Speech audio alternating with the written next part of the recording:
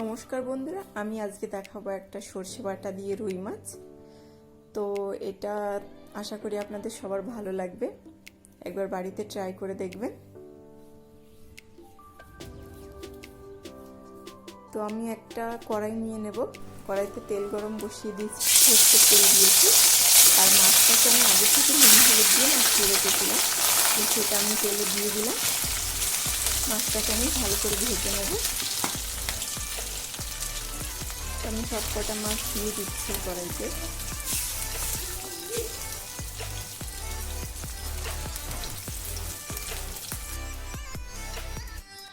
তো মাছটা অনেকটা ভাজা হয়ে গেছে, এক পিঠ ভাজা হয়ে গেছে। এখন আমি মাছটাকে উল্টিয়ে নেব। সেম ভাবে দুই সাইডটাই আমি ভালো করে ভেজে নেব।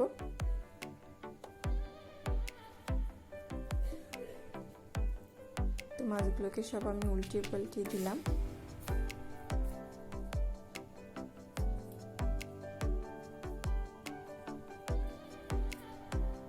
তো এক সাইড ভাজা হয়ে গেছে, আরেক সাইড ভাজা হচ্ছে। তো দুটো সাইডই ভাজা হয়ে গেছে। এখন আমি সব কটা মাছকে তুলে নেব।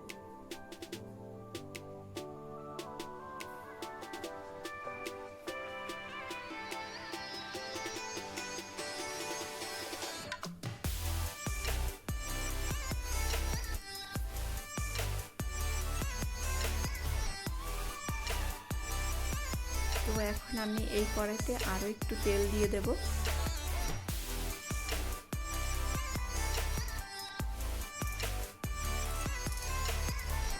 আরো একটু সরষের তেল দিয়ে দিচ্ছি।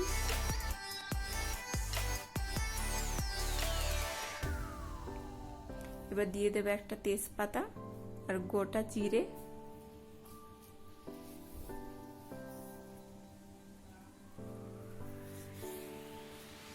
এখন আমি দিয়ে দেব টমেটো কুচি।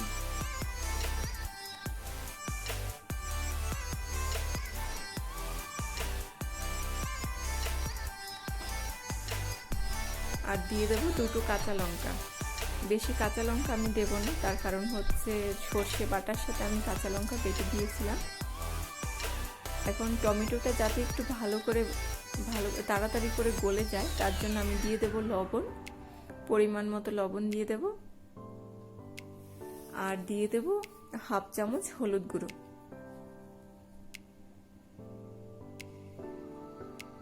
দিয়ে আমি একটুখানি ঢেকে রাখবো কিছুক্ষণের জন্য। তো টমেটোটা ভাজা ভাজা হয়ে গেছে, গলে গেছে পুরো। তো এখন আমি এর মধ্যে দিয়ে দেব সর্ষে বাটা। সর্ষে বাটার সাথে আমি কাঁচা লঙ্কাও বেটে নিয়েছিলাম। আপনারা যেরকম ঝাল খান সেই হিসেবে লঙ্কাটা দেবেন। তো এইবার আমি দিয়ে দেব সামান্য একটু ধনে গুঁড়ো, আর দিয়ে দেব হাফ চামচ জিরে গুঁড়ো, আর দিয়ে দেব সামান্য একটু চিনি।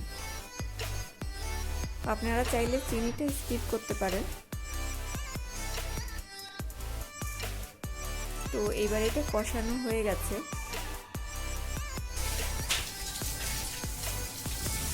5 মিনিটের মতো আমি কষিয়ে নিয়েছিলাম সর্ষেটা দিয়ে, সর্ষে বাটাটা দিয়ে। তো এখন আমি দিয়ে দিলাম জল, পরিমাণ মতো জল দিয়ে দিলাম যতটা লাগবে। এবার জলটা একটু ফুটে আসলে আমি মাছগুলো দিয়ে দেব। তো জলটা একটু ফোটার জন্য আমি একটু ঢেকে রেখেছি, 5 মিনিটের মতো একটু ঢেকে এটা ইস্যু করে নিলাম, জলটা যাতে সুন্দরভাবে ফুটে আসে আর সর্ষেটাও যাতে ঠিকঠাক হয়ে যায়। তো এখন দেখলাম যে জলটা ফুটে এসেছে। এখন আমি এর মধ্যে মাছগুলো সব দিয়ে দেব।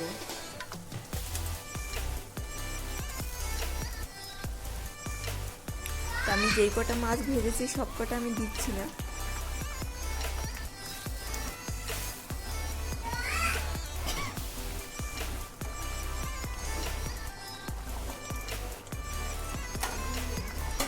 মাছটা দিয়ে দেব, দিয়ে এখন আমি এটাকে একটু কিছুক্ষণের জন্য রান্না করে নেব। একটু ঢেকে রেখেছিলাম 2-3 মিনিটের জন্য। এখন ঝোলটাও একটু টেনে এসেছে আর মাছগুলো একটু ইসে হয়ে গেল। ঝোলের সাথে সেদ্ধ হয়ে গেছে। এখন আমি দিয়ে দেব সামান্য একটু ধনেপাতা কুচি।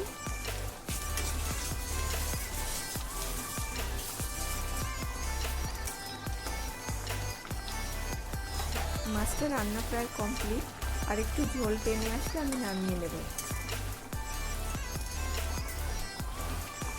তো আপনারা অবশ্যই ট্রাই করে দেখবেন বাড়িতে। যদি ভালো লাগে তাহলে like, share, comment and subscribe করে দেবেন।